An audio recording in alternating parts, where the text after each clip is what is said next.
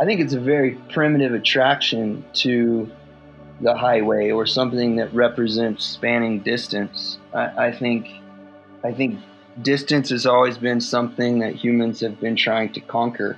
And again, even the shape of the motorcycle represents, it's almost like a trophy over that conquest. And this country in particular, man, it's so big. It's got just some of the most beautiful, fantastical places. And if you're not riding a bike through them, you are missing something.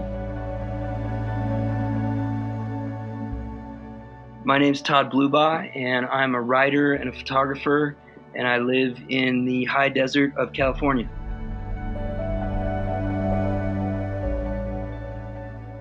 Well, I was pretty young when I got into writing. I lived behind a big open field in the middle of Kansas, and people would come and ride their motorcycles there.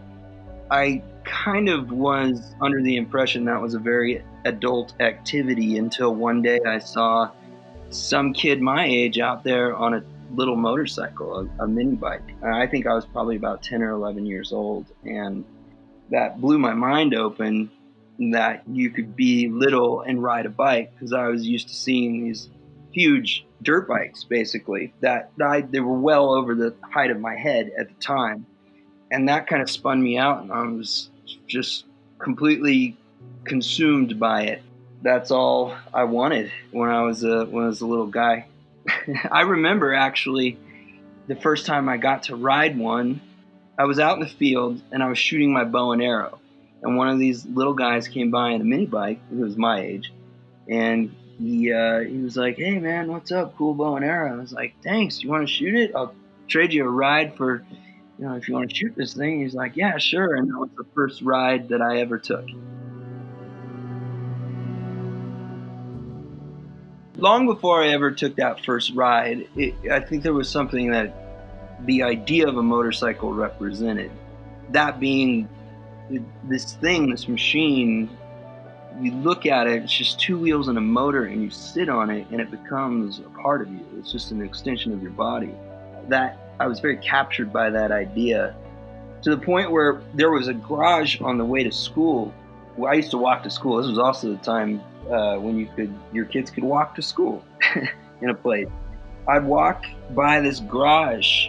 These guys would be out there working, and there was this one bike in the back that I took a liking to, and they were really kind. And when the garage door was open, they'd let me come in and look at the bike real closely, and then I'd go to school and I'd draw pictures of it throughout the day, and then on the way back, I'd come back and I'd show them a picture, and they'd show me what I had got wrong or right in that drawing. And that was my first introduction to it. I didn't have the kind of the family relationship to motorcycles. My dad was, he was very much loved cars, but motorcycles scared him because he had lost a few friends on him. So it was a big deal for him to let me get one for the first time. When I was 13, I taught my dad how to ride a motorcycle. So I had the opposite kind of upbringing with that.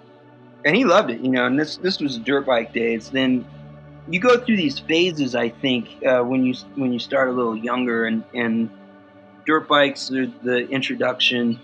When I left home and got into college, I had street bikes. I was really fond of Yamahas. The FZR was just outdated enough that I could afford it, and it was a really fast thrill. So I had a few of those in college. I had a Yamaha FJ1100, which was the fastest motorcycle I think I'll ever own. My dad actually made me sell that one because it was too fast. But then, it evolved, and you go through this stage of speed as a reckless younger person, and you start to figure out some of these bigger concepts. Like, I've resisted Harley-Davidsons for a very long time just because they looked kind of heavy, and they didn't have the line, at least the one, they didn't have the look of speed that I was really chasing. And not until I rode one for the first time was I was like, what is this thing underneath me? It's so violent, and you can hear it, and it was a different feeling. And after that, you're just hooked. after losing my parents in an accident. It's hard to have a right answer for that, because who really knows what the right thing to do is or how you should feel at a certain point after a loss like that. But I know that there was healing that was happening on the highway. I can tell you, just by comparison to the rest of my family members that didn't do what I did, that I was far better off by the time that I got back than, or further down the process of grieving and these things. And that was because I took off on the road the way that I did.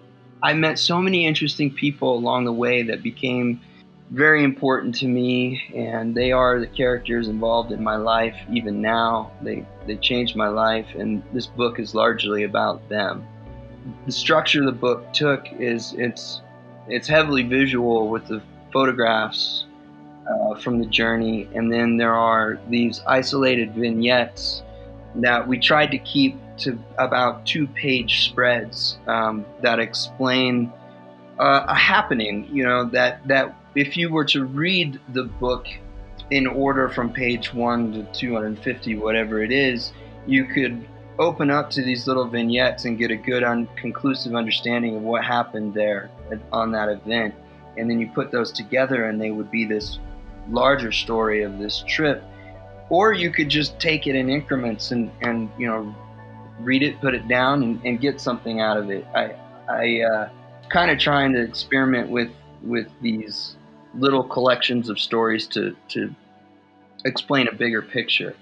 And then also a hard part of the construction of the book is we bound letters back to characters involved along the way into the construction of the book, which wasn't easy to do. Ginkgo Press did a really good job of that. So we had 7 early copies printed that went out to those that got letters in the book, and they got the first 7 copies. It was a lot like building a bike. You had to come up with these constructive solutions to your ideas. I mean, luckily, in a way, I didn't have any planning. My plan was to go down for Born Free, which we did every year. So that was fun. It was like our vacation that we took as our little group of guys there in Washington. We spend most of the year building and wrenching just because it's wet. It's a rough place to be in love with motorcycles. And so getting down to California for that, week and a half was always what we looked forward to. Like I said, after we got down there, I just decided impulsively not to turn around and go back yet and to keep going. And I met this guy, Ethan Fowler, down here, who had just gotten a bike, and he was pretty dissatisfied with Los Angeles, and we just hit it off. And I told him the night before I was leaving to go east, I was like, hey, I'm going up to the Salt Flats and then maybe on from there. Do you want to go with me? And he said, yeah, let's do it. And so us not even knowing each other, strangers, just kind of set off along our way and had the trip of a lifetime. And not to ruin it for anybody, but Ethan's story is probably better than my own. And it was part of the reason I had to, the stories are concise there, but largely they're centered around him, because that trip for him was life-changing as well. Between Ethan and I, we collectively had a lot of friends across the country, and we would just it would navigate that way. Who's where, and let's go see them. And yeah, occasionally you'd stay on hotels when you'd get tired of sleeping on the ground. We stayed in national parks, and that's beautiful. That's the best way I can recommend when the weather's good to do that. And then we stayed at my family back in the middle of the country. We stayed there with them for a while, and that's where a lot of the story unfolded.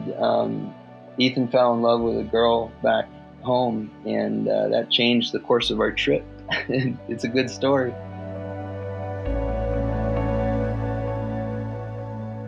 My mom was an artist, and she really pushed that for me because it was the only thing I could focus on as a kid. I had some attention deficit problems, and art was the constructive solution she came up with. And photography was another one of those things that my mom introduced me to. She was a painter, and she shot all her own still lifes. I think she kind of put that in my hand just to keep me busy as a kid, but it just stuck with me.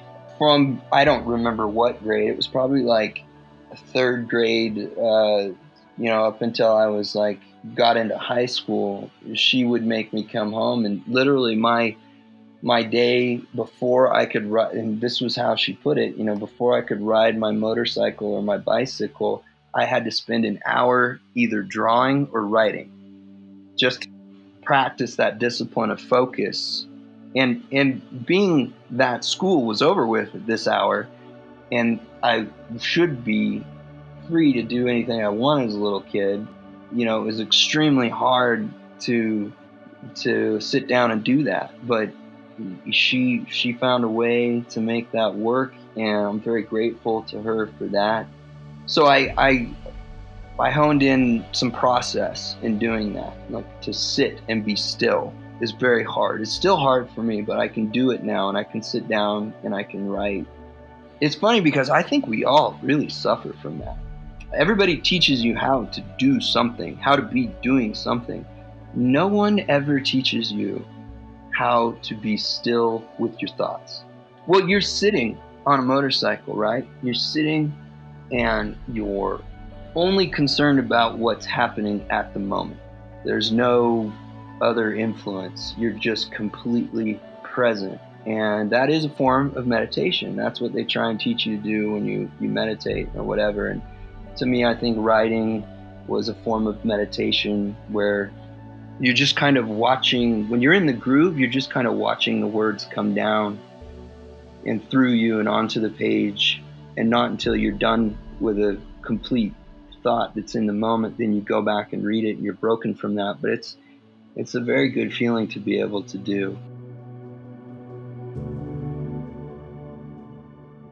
Well, I'm really excited once we get out of this pandemic to get out and finish my second book. It's a story I've been writing for 2.5 years now, and I've been looking for a character I met on the road, on the side of the road years back. We had a brief interaction, probably about 10 minutes, but he told me one of the greatest stories of American folklore I had ever heard. I can't divulge too much because I don't want to ruin the picture, but this guy, he was on this bike that he had since 1970. It was, sure enough, stamped a 69 cone shovel, one of the earliest cone shovels. I don't know how that's possible, but apparently it is. I'll tell you a little bit about him. He was Janis Joplin's driver and escort through the heyday of her career. And he told me they were broken down in Jacksonville, Florida. The tour bus across the street was a Harley-Davidson dealership. And in the window of this dealership was this bike, this cone nose shovel. And Janis saw him. They were pretty much best friends. She saw him looking at that bike, and she went in, she talked to him, and she bought it for him off the showroom floor. And her name was on the original paperwork. And he's been, she died the next year, but her name is on the original paperwork, and he's been traveling around since then. That's his life. He was one of the most authentic people I have ever met. And so when I said, "Hey, how do I find you?" He's like, "You just got to find me, man. This is how it works." I said, "I'll do it. I'm going to find you, man." And we went our separate ways. And I've tracked down people who have recognized him. They recognize the bike. He pulls a trailer on that thing up and over mountain passes. It's 103 cubic inches. It's a remarkable machine. So I'm out there. This whole book is about looking for him.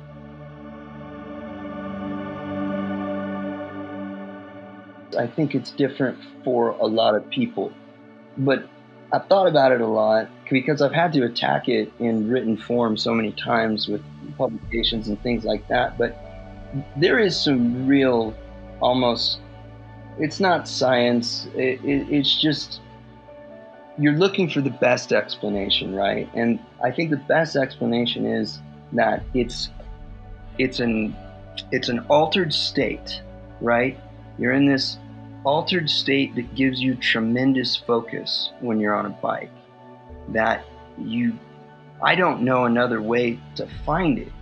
You are connected to this machine that's an extension of your body now, that is letting you go beyond your physical limitations, and it frees the mind to think about the present, and you consider these bigger concepts and are able to grasp them while you're moving through them. And that's kind of a physical explanation, right? I mean, imagine you're riding down a highway with the sun at your back and your shadows out in front of you. Suddenly you know exactly what your direction is, just because you know which way the sun's going down, you know which way your shadow's pointed. There's the horizon. From there, you can kind of calculate where's home, where I'm going, how far out am I, how much further do I have to go? And then suddenly you realize, well, if I'm going this way, the whole planet's spinning this way. Now I know where I am globally. I don't even know what part of the world's going to see the sun next. And you're it's all hitting you at once. And that's a magical feeling, man. I think you experience that subconsciously, knowing where you're at. And there's another side of that too. There's the metaphysical side of riding a bike, which is almost harder to explain, but not. And that's going to be different for everyone. But I kind of think about it this way, where you're on this little slice of highway. There's two sides of the road. You know, there's this side over here that's a little darker. It represents things like your thought process now as an adult, which is a little darker and a little more governed by your experiences. And it's different than that idea of the world you had when you were a kid, that at the time was very real. See, that's the other side of the road. You get that level of limitless excitement from riding the bike, and you can't ignore it, and the dark side of the road won't shut it down for you. It's letting you be this excitable kid again. But you got to kind of look at both sides of the road to stay in the middle. There's a groundedness to it, and it's very excitable, and it's very real, and it's just all yours. So I think that ultimately you put those two things together and you have this experience, whether you can define it or not, that it's an altered state. You tell me how else you feel that. I don't know. I haven't found it yet.